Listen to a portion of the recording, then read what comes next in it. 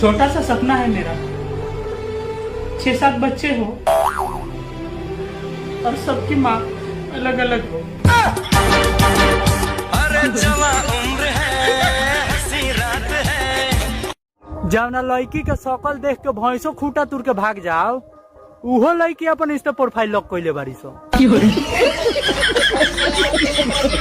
अरे दोस्त, तोर बीवी ने गुटखा खा दी है। हाँ, लेकिन तोरा कैसे पता रे?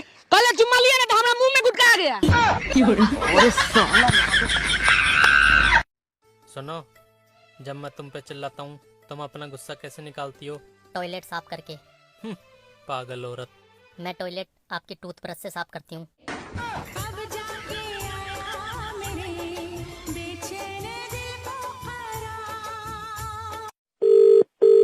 हेलो, फोन काट देना।